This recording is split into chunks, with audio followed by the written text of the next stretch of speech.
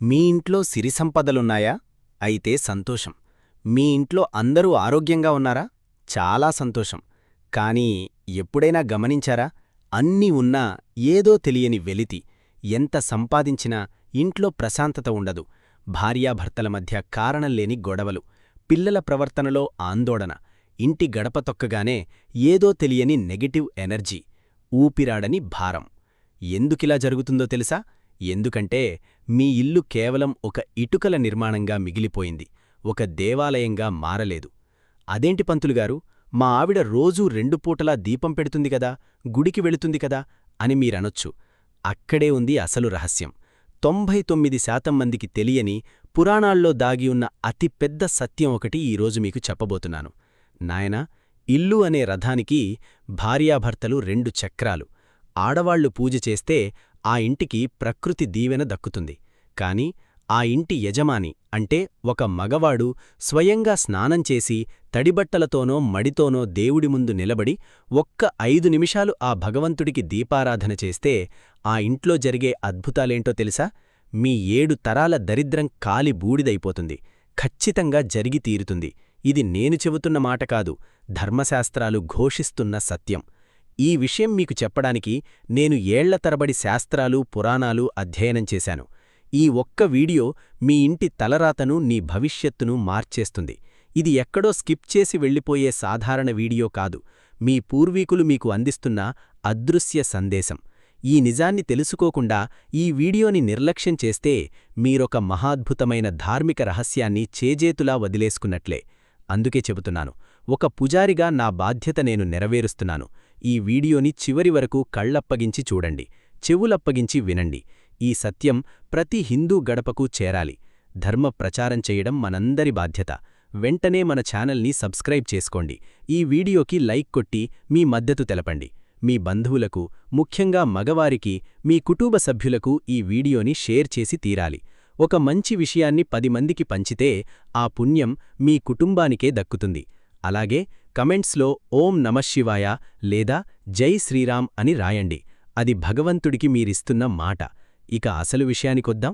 మన పురాణాల్లో ఒక మాట ఉంది, యథా రాజా తథా ప్రజ.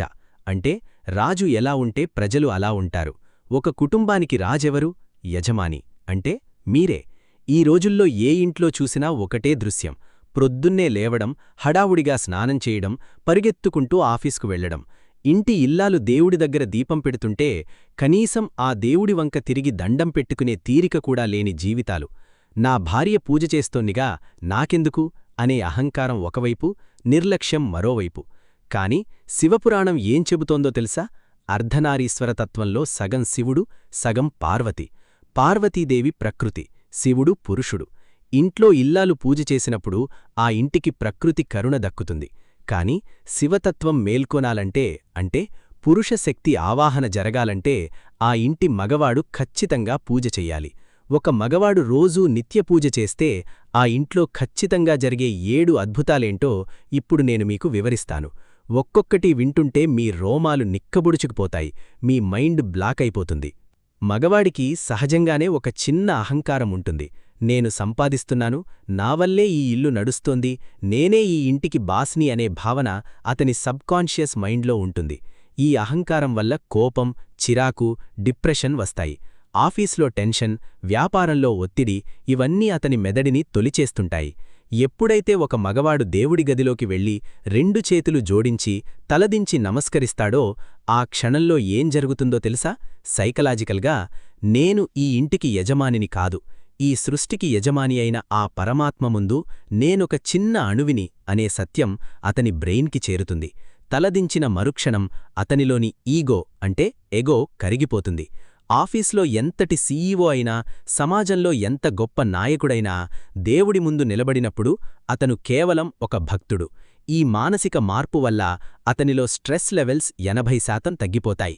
మీ ఇంట్లో మగవాడు ప్రశాంతంగా ఉంటే ఆ ఇల్లు ఆటోమేటిక్గా స్వర్గంగా మారిపోతుంది కదా. తల్లిదండ్రులారా, ఇది చాలా శ్రద్ధగా వినండి. మీ పిల్లలు మీరు చెప్పేది ఎప్పటికీ వినరు, మీరు చేసేదే చూసి నేర్చుకుంటారు. పిల్లల దృష్టిలో వాళ్ల నాన్న ఒక హీరో, అపారమైన శక్తిమంతుడు. అలాంటి తండ్రి ప్రొద్దున్నే లేచి కళ్ళు మూసుకొని దేవుడి ముందు కూర్చొని శ్లోకాలు చదువుతూ ఉంటే ఆ పిల్లాడి మనసులో ఒక బలమైన ముద్ర పడిపోతుంది. నా నాన్నకంటే గొప్ప శక్తి పైన ఒకటుంది, దానికి నా నాన్నే తలవంచుతున్నాడు, నేను కూడా వినయంగా ఉండాలి అనే సంస్కారం వాడి నెత్తులో కలిసిపోతుంది. ఏ ఇంట్లో తండ్రి దైవభక్తితో ఉంటాడో ఆ ఇంటి పిల్లలు ఎన్నటికీ చెడు వ్యసనాలకు బానిసలు కారు. వాళ్లు జీవితంలో ఎన్ని ఎదురుదబ్బలు తగిలినా డిప్రెషన్కి గురికారు. ఎందుకంటే కష్టమొచ్చినప్పుడు దేవుడి ముందు నిలబడి ధైర్యం తెచ్చుకోవడం వాళ్ల తండ్రిని చూసి వాళ్లు నేర్చుకున్నారు. ఈ ఒక్క కారణం చాలదా మగవారు పూజ చేయడానికి? చాలామంది ఇళ్లల్లో డబ్బులు నీళ్లలా వస్తాయి, అలాగే కర్పూరంలా హారతైపోతాయి. ఎందుకో తెలుసా? లక్ష్మీదేవి చంచలమైనది. ఆమె ఒకచోట స్థిరంగా ఉండదు. కాని ఆమెకొక బలహీనత ఉంది. ఎక్కడైతే నారాయణుడు ఉంటాడో అక్కడే ఆమె తిష్టవేసుకుని కూర్చుంటుంది. నారాయణుడంటే ఎవరు? ధర్మం, క్రమశిక్షణ. ఇంటి యజమాని ఉదయాన్నే లేచి స్నానమాచరించి దేవుడికి దీపం పెట్టి ఓం నమో నారాయణాయ అనో లేదా ఓం నమఃశివాయ అనో జపిస్తే అతని గొంతులో నిండి వచ్చే నాద బిందువులు, సౌండ్ వైబ్రేషన్స్ ఇల్లంతా వ్యాపిస్తాయి. మగవారి గొంతుకి ఒక ప్రత్యేకమైన ఫ్రీక్వెన్సీ ఉంటుంది. నాభిలో అంటే బొడ్డులో నుండి వచ్చే ఆ మంత్ర ఉచ్చారణ ఇంట్లోని దరిద్రదేవతను పారద్రోలుతుంది. ఇంటి ఇల్లాలు లక్ష్మీస్వరూపమైతే పూజ చేసే యజమాని నారాయణ స్వరూపం. ఈ ఇద్దరూ ఉన్న ఇంట్లో అప్పుల బాధలు ఉండవు, దరిద్రం దరిచేరదు. ఇది 100% నమ్మదగిన సత్యం. అమ్మా, ఈ మాట మీకోసమే. మీ వారు దేవుడి గదిలో దేవుడికి హారతిస్తున్నప్పుడు ఒక్కసారి తలుపుచాటన నిలబడి ఆయన వంక చూడండి. మీ మనసులో ఎక్కడలేని ప్రశాంతత వస్తుంది. నా భర్త నన్నూ నా పిల్లల్నీ కాపాడే దేవుణ్ణి నమ్ముకున్నాడు, దేవుడు నా భర్తను కాపాడతాడు, నా భర్త నన్ను కాపాడతాడు అనే ఒక అద్భుతమైన మానసిక భద్రత, సైకలాజికల్ సెక్యూరిటీ ఆడవారికి దొరుకుతుంది. పురాణాల్లో కూడా ఒక కథ ఉంది. జనక మహారాజు నిత్యం తన ఇంట్లో పూజలు, యజ్ఞాలు స్వయంగా చేసేవాడు. అందుకే సీతాదేవికి అంతటి గొప్ప సంస్కారం అబ్బింది. యజమాని దేవుడి ముందు చేతులు జోడించినప్పుడు ఆ ఇంటి ఇల్లాలు సంతోషంతో పొంగిపోతుంది. భార్య సంతోషంగా ఉన్న ఇంటిని భగవంతుడు కూడా వదిలి వెళ్లలేడు. ఆ ఇంట్లో ఎప్పుడూ నవ్వులే ఉంటాయి. మీ భర్తతో మీరు ఎన్నో పనులు చేయించుకుంటారు. ఒక్కసారి ప్రేమతో చెప్పి చూడండి, ఏవండి, ఈవాళ ఒక్క 5 నిమిషాలు మీ చేత్తో ఆ దేవుడికి దీపం పెట్టండి అని. ఆ తర్వాత మీ ఇంట్లో వచ్చే మార్పును మీరే కళ్లారా చూస్తారు. మనకి ఎన్ని కష్టాలొచ్చినా వెంటనే పితృదోషం ఏమైనా ఉందేమో అని పండితుల చుట్టూ తిరుగుతాము. పితృదేవతలు అంటే మన చనిపోయిన తాత ముత్తాతలు కేవలం వారి వంశంలోని మగ సంతానం అంటే కొడుకులు, మనవళ్లు చేసే కర్మలు, ధార్మిక పనుల ద్వారానే శాంతిస్తారు అని గరుడపురాణం ఘోషిస్తోంది. ఆడవాళ్లు ఎంత పూజ చేసినా అది వారి పుట్టింటికి, మెట్టింటికి రెండిటికీ వెళుతుంది. కాని వంశోద్ధారకుడైన మగవాడు దీపం వెలిగించి దేవుడికి నమస్కరిస్తే అది తిన్నగా పితృదేవతలకు చేరుతుంది. మా వంశంలో ఒకడు ధర్మంగా బ్రతుకుతున్నాడురా అని ఆ పితృదేవతలు పైనుండి దీవిస్తారు. ఏ ఇంట్లో అయితే పురుషుడు నిత్యం దేవుణ్ణి స్మరిస్తాడో ఆ ఇంట్లో అనారోగ్యాలు మాయమవుతాయి, వంశం వృద్ధి చెందుతుంది, సంతానలేమి ఉంటే తొలగిపోతుంది. ఇది ఎవరికీ తెలియని రహస్యం.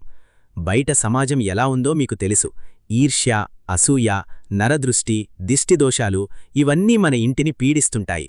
మీరు గమనించారో లేదో, ఇంటి యజమాని బయటికి వెళితే 100 మందితో మాట్లాడతాడు, రకరకాల నెగటివ్ ఎనర్జీలను మోసుకుని ఇంటికి వస్తాడు. అదే యజమాని ఉదయం పూట దేవుడికి పూజ చేసినవాడైతే అతని శరీరం చుట్టూ ఒక ఆరా అంటే ఒక అదృశ్య రక్షణ కవచం ఏర్పడుతుంది. మగవాడు పూజలో కూర్చున్నప్పుడు అతని నాడీ వ్యవస్థ స్థిరపడుతుంది. ఆ సమయంలో అతను చదివే హనుమాన్ చాలీసా కావచ్చు, ఆదిత్య హృదయం కావచ్చు, లేదా కనీసం ఓం అనే ప్రణవనాదం కావచ్చు, ఆ ఇంటి గడపను ఒక లక్ష్మణ్ రేఖలా మారుస్తుంది. ఏ నెగటివ్ ఎనర్జీ ఆ ఇంటి గడప దాటలేక భస్మమైపోతుంది. మీ ఇంటికి ఉన్న అసలైన దిగ్బంధనం మీ ఇంటి యజమాని చేసే పూజే. చివలిది అతి ముఖ్యమైనది. మనకి మార్కండేయుడి కథ తెలుసు. శివభక్తితో మృత్యువునే జయించాడు. ఒక మగవాడు నిత్యం దేవుడికి దీపం పెడుతుంటే అతని మనసులో ఉండే ఆందోళనలు, భయాలు పోతాయి. సైన్స్ కూడా ఇదే చెబుతోంది. స్పిరిచువల్గా ఉండే మగవారికి heart attacks, blood pressure, BP వంటివి వచ్చే అవకాశం చాలా తక్కువ. అంతేకాదు, భర్త దేవుడి ముందు కూర్చున్నప్పుడు వెనక నుండి భార్య చూస్తూ పొందే ఆనందం ఆమె ఆయుష్ను పెంచుతుంది.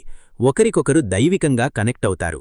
శారీరక ఆకర్షణ కొన్ని ఏళ్లకు తగ్గిపోవచ్చు, కాని ఆధ్యాత్మికంగా కలిసిన భార్యాభర్తలు శివపార్వతుల్లా చివరి వరకు కలిసే ఉంటారు. విడాకులు, విడిపోవడాలు ఇలాంటి ఇళ్లల్లో కలలో కూడా జరగవు.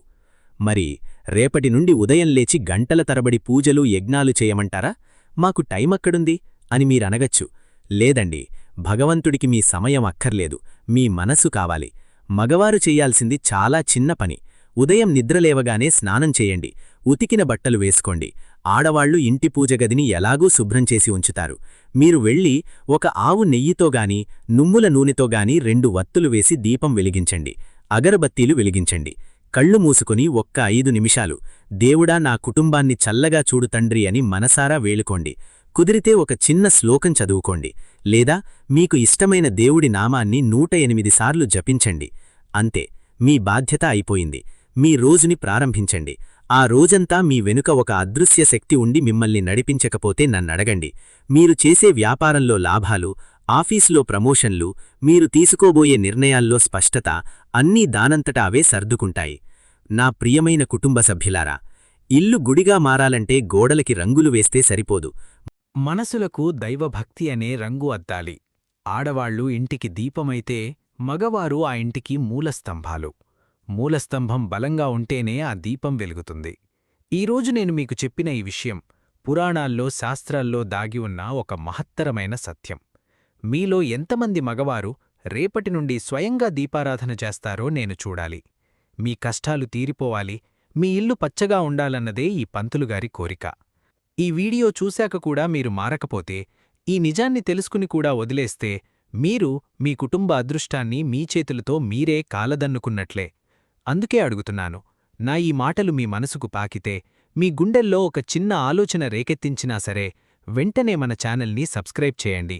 ఇది కేవలం ఒక బటన్ కాదు, ధర్మ మార్గంలో మీరు వేస్తున్న తొలి అడుగు. ఈ వీడియోకి ఖచ్చితంగా లైక్ కొట్టండి. అల్గోరిథం ద్వారా ఈ వీడియో లక్షల మందికి చేరాలి. ప్రతి ఒక్కరూ దయచేసి ఈ వీడియోని కనీసం ఒక 5 మంది మగవారికి షేర్ చేయండి.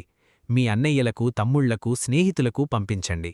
వాళ్ళు ఈ వీడియో చూసి పూజ చేయటం మొదలుపెడితే, వాళ్ల కుటుంబం బాగుపడిన పుణ్యం, ఆ ఫలితం ఖచ్చితంగా మీకే దక్కుతుంది. మరి రేపటి నుండి పూజ చేస్తున్నారా? చేస్తున్నాను అని నాకు మాట ఇవ్వండి. కింద కమెంట్ సెక్షన్లో ఓం నమఃశివాయ లేదా శ్రీమాత్రే నమః అని రాసి మీ భక్తిని చాటుకోండి. మీ కమెంట్ చూసి నేను సంతోషిస్తాను. సర్వే జనా సుఖినో భవంతు. లోకా సమస్తా సుఖినో భవంతు. ఓం శాంతిః శాంతిః శాంతిః.